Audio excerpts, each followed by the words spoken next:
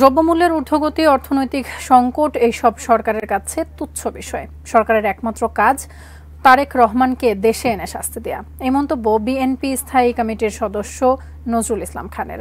জাতীয় প্রেস ক্লাবের সামনে আজ এক কর্মসূচিতে এই মন্তব্য করেন তিনি। বিএনপি চেয়ারপারসন বেগম খালেদা জিয়া সহ অন্যান্য নেতাকর্মীদের উপর থেকে মামলা প্রত্যাহার এবং তাদেরকে নিঃশর্ত মুক্তির দাবিতে এই মানববন্ধন অনুষ্ঠিত হয়।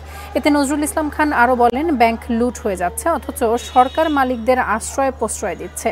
সরকারের চাপের মুখে বেশিরভাগ সংবাদপত্র এবং টিভির মালিককে সংবাদ প্রচার করতে হয় বলেও তিনি মন্তব্য করেন। তিনি বলেন, ব্যাংকগুলো লুট হয়ে যাচ্ছে, মালিকরা ব্যাংক লুট করে নিচ্ছে, সেই মালিকদের বাঁচানোর জন্য শেল্টার দিচ্ছে সরকার।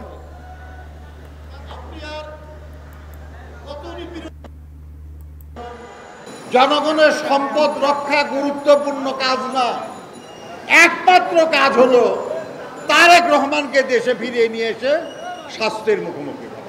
যে প্রতিনিয়ত দ্রব্যমূল্য বৃদ্ধির ফলে জনজীবন বিপর্যস্ত হয়ে গেছে, প্রতিনিয়ত টাকার মূল্য কমে যাচ্ছে।